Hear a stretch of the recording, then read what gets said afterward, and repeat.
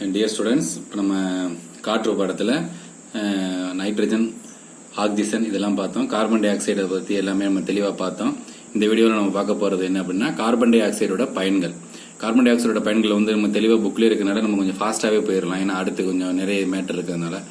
இதில் என்ன சொல்லியிருக்காங்கன்னா, காற்றேற்றப்பட்ட குளிர்பானங்கள் அல்லது மென்பானங்கள் தயாரிக்க பயன்படுகிறது. நான் ஏற்கனவே சொன்ன மாதிரி குளிர்பானங்கள், மென்பானங்கள். காற்றேற்றப்பட்ட குளிர்பானங்கள்லாம் சோடா, அதாவது ஒரு அதிக அழுத்தத்தில் கார்பன் டை ஆக்சைடு வாயுவை வந்து ஒரு தண்ணியில கரைச்சோம்னா அதுக்கு பேர் தான் என்னது சோடா. அதான் இது. மென்பானங்கள்லாம் கூல்ட்ரிங்க்ஸ், பவன்டோ, பெப்சி இந்த மாதிரி நிறைய இருக்குல்ல கூல்ட்ரிங்க்ஸ், அதில் மென்பானங்கள் தயாரிக்க கார்பன் டை ஆக்சைடு பயன்படுகிறது. அதுக்கப்புறம் திட கார்பன் டை ஆக்சைடு உலர்பனிக்கட்டி எனப்படுகிறது. இது குளிரூட்டியாக பயன்படுது. குளிர்பதன பெட்டிகளை குளிரூட்டியாக பயன்படுகிறது. அடுத்து பாத்தீங்கன்னா, இந்த கார்பன் டை ஆக்சைடு மேடை நிகழ்ச்சிகளிலும் சினிமா காட்சிகளிலும் புகை மூட்டை மாதிரி வரும்ல, வானம் மேகமூட்டம் மாதிரி காட்டுறதுக்காக இந்த இது பயன்படுத்தப்படுகிறது. என்ன எப்படி எந்த மெத்தட் பயன்படுத்துறாங்கன்னா, கார்பன் டை ஆக்சைடு வந்து ரொம்ப குளிர்ச்சியா இருக்கிறதுனால அதில் உள்ள காற்றில் இருக்கக்கூடிய ஈரப்பதம் அது மீது விழும்போது அடர்த்தியான வெண்ணிறை புகைமூட்டம் போன்ற தோற்றம் உருவாகிறது. சோ என்ன ஆகுது, அந்த மேடை நிகழ்ச்சிகளும் சினிமா காட்சிகள் மீது ஒரு புகைமூட்டத்துக்காக பயன்படுத்தப்படுகிறது.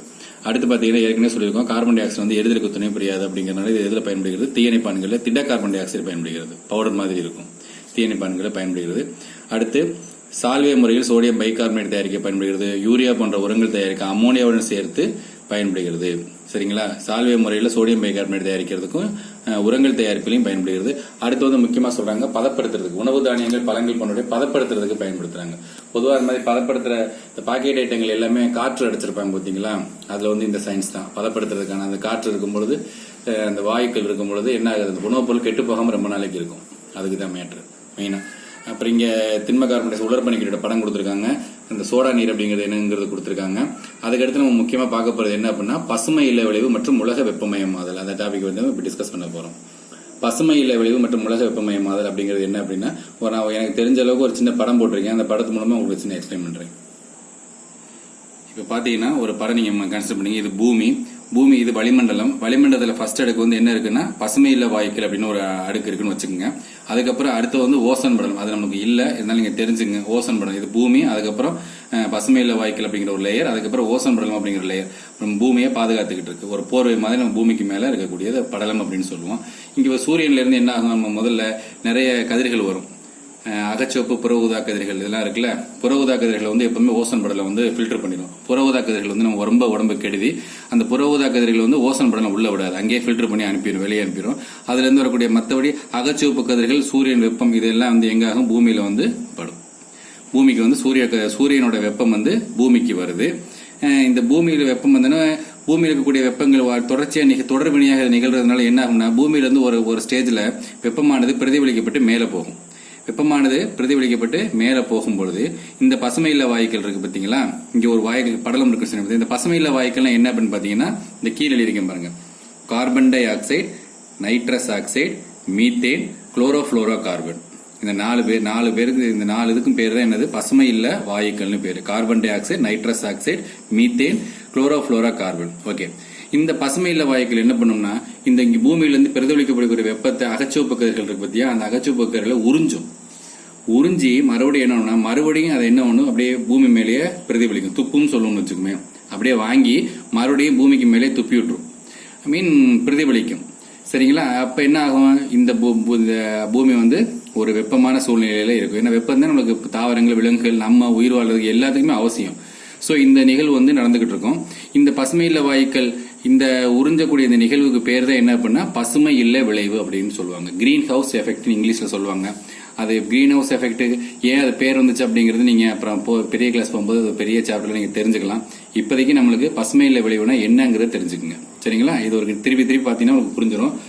ரெண்டாவது, இந்த பசுமை இல்ல வாயுக்கள் வந்து நல்லதா கெட்டதா அப்படின்னு பார்த்தீங்கன்னா, பசுமை இல்ல வாயுக்கள் வந்து இந்த பசுமை இல்ல விளைவு வந்து ரொம்ப நல்லது. அது இருக்கிறதுனாலதான் நம்மளுக்கு என்ன ஒண்ணுது, பூமியில கூடிய வெப்பநிலை இருக்கு. அதை வச்சு நம்ம தாவரங்கள், விலங்குகள் உயிர் வாழ்கிறது.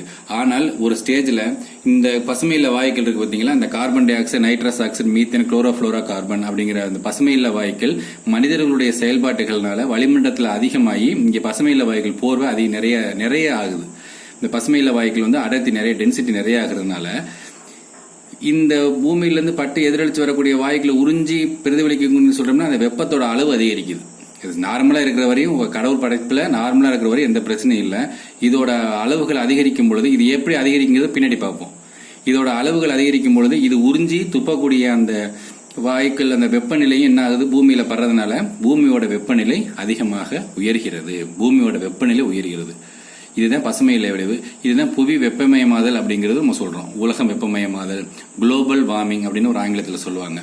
சரிங்களா, வாங்க இப்போ உங்க புக்ல பார்ப்போம். நான் சொன்னதுதான் இதுல இந்த ஃபுல்லாவே இங்க போட்டிருப்பாங்க. இதை வாட்ச் பாத்தீங்கன்னாலே உங்களுக்கே என்ன ஆயிரும் புரிஞ்சிடும். அப்படி ஏதாவது உங்களுக்கு டவுட் இருந்தா நம்ம குரூப்ல வாய்ஸ் மெசேஜ் போடுங்க, நான் உங்களுக்கு தெளிவாக நான் சொல்லி கொடுத்துறேன் எப்படிங்கிறது. எனக்கு மறுபடியும் சொன்னோம்னா டைம் ஆகும், வீடியோஸ் டைம் ஆகி போயிட்டு இருக்கு. இப்போ இந்த உலகம் வெப்பமயமாதனால என்ன சார் விளைவுகள் அப்படின்னு பாக்குறோம். உலகம் வெப்பமயமாதல் என்னன்னு சொல்லிட்டேன். இந்த உலகம் வெப்பமயமாதல் ஏற்படக்கூடிய விளைவுகள் என்ன அப்படின்னா, பனிமலைகள் மற்றும் பனிப்பாறைகள் உருகுகின்றன. ஏற்கனவே சொல்லியிருக்கோம், பூமியில அதிக பங்கு வகிக்கிற 97% என்ன இருக்கு, நீர் தான் இருக்கு. இப்போ பனிமலைகள் மற்றும் பனிப்பாறைகள் உருகுறதுனால அது உருட்டு போகுதான்னு நம்ம சொல்லிட முடியாது. பனிமலைகள் மற்றும் பனிப்பாறைகள் உருகுறதுனால என்ன ஆகும், உலகமே தண்ணி 97% மேலே ஏறிச்சுன்னா 98-99 உலகமே அழியக்கூடிய வாய்ப்புகள் இருக்கு. அதனாலதான் உலகம் பூரா கத்திக்கிட்டு இருக்காங்க, இப்போ குளோபல் வார்மிங் தடை செய்யணும் அப்படின்னு சொல்லி. அடுத்து அடிக்கடி வெள்ளம், மண்ணெரிப்பு வருவது மற்றும் பருவகாலம் சாராத மழை, இதுதான் முக்கியம். மலைகள் வெயில் காலத்துல மழை பெய்யும், மழை காலத்துல வெயில் அடிக்கும், ஆடி மாசம் காத்தடிக்காது. இந்த மாதிரி பருவகாலம் தப்புது பாத்தீங்களா, அதுவும் இதனாலதான். பருவகாலம் தப்புனாலே ரொம்ப பிரச்சனை. நம்ம கரெக்டா நம்ம விவசாயம் பண்ண முடியாது. தாவரங்களுக்கு எந்தெந்த டயத்துல எந்தெந்த மாதிரி அதுல மிஸ்ஸிங் ஆச்சுன்னு வச்சுங்களேன், அது அந்த உணவு சங்கிலியவே நமக்கு பாதிக்கும். ஸோ பருவகாலம் சாராத மலைகள் இந்த உலக வெப்பமயமாதல் ஏற்படக்கூடிய விளைவுகள் தான்.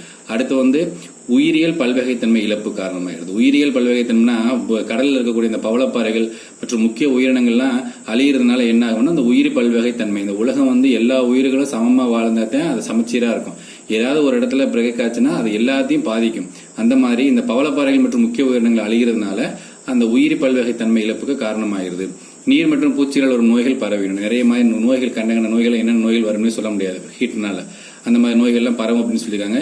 உலகம் வெப்பமயமாதல் விளைவுகள். சரி சார், அடுத்த பாயிண்ட்ல உலகம் வெப்பமயமாதலை தடுக்கும் முறைகள் என்னென்ன அப்படின்னு கொடுத்துருக்காங்க. உலக வெப்பமயமாதல், குளோபல் வார்மிங், இதை எப்படி தடுக்கலாம்? எப்படி தடுக்கலாம்னா, இப்ப நம்ம என்னென்ன பண்ணிக்கிட்டு இருக்கோமோ அதெல்லாம் பண்ணக்கூடாது. அது கொஞ்சம் கஷ்டம் தான். என்னன்னு பாருங்க. படிம எரிபொருள்களை குறைவாக பயன்படுத்தல். படிம எரிபொருள்னா பூமியிலிருந்து கிடைக்கக்கூடியது. பூமியிலிருந்து என்ன கிடைக்கும், இப்போ எரிபொருள், நிலக்கரி, பெட்ரோல், டீசல், இது எல்லாமே படிம எரிபொருள் தான். அதை நம்ம குறைவாக பயன்படுத்தணும். முடிஞ்சு போச்சு, பண்ணவே முடியாது. அடுத்து காடுகள் அழிவதை தடுத்தல், இதுவும் பண்ண முடியாது. இதெல்லாம் பண்ணா உலக வெப்பமயமாதல் தடுக்கலாம். ஆனா அது தெரிஞ்சுக்கங்க, இப்போ காடுகள் அழிவதை தடுக்கலாம். அப்புறம் சிஎஃப்சி பயன்பாட்டை குறைத்தல். இந்த சிஎஃப்சினா குளோரோஃப்ளோரோ கார்பன். இது என்ன சிஎஃப்சினா யாருன்னு தெரியுமா? சிஎஃப்சினா இந்த ஃப்ரிட்ஜ், ஏசிக்கு பக்கத்துல பின்னாடி நின்னீங்கன்னா ஹீட்டா ஒரு காய்த்து வரும் தெரியுமா? ஏசிக்கு முன்னாடி நின்னா குழுகுலுன்னு இருக்கும், பின்னாடி போய் நின்னீங்கன்னா ஹீட்டா இருக்கும். அதான் இருமுகன், டபுள் ஆக்ட். அந்த சிஎஃப்சி தான் நம்மளுக்கு குளிர் காற்றை கொடுத்துட்டு சிஎஃப்சியை பின்னாடி தள்ளி விடும். இந்த சிஎஃப்சியோட பயன்பாட்டை குறைக்கிறது. பிறப்புனா ஃப்ரிட்ஜ், ஏசி எல்லாம் போடாம இருக்கணும். அதெல்லாம் நடக்கிற காரியமா? சரி, ரைட். ஆகவே சிஎஃப்சி பயன்பாட்டை குறைச்சா உலக வெப்பமயமாதலை தடுக்கலாம்.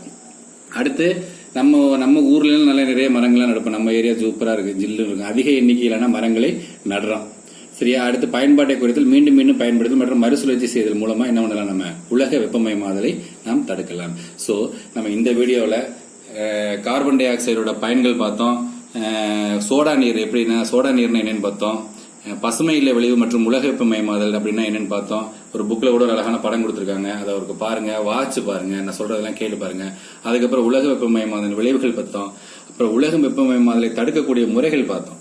இது ரொம்ப முக்கியமான டாபிக். நீங்க இப்போ 9th 10th போகும்போதெல்லாம் இந்த டாபிக் இதை படிச்சுக்கிட்டே தான் இருப்பீங்க நீங்க. ஸோ இப்போயே நீங்க நல்லா ஒரு வாசிச்சு பாத்துருங்க.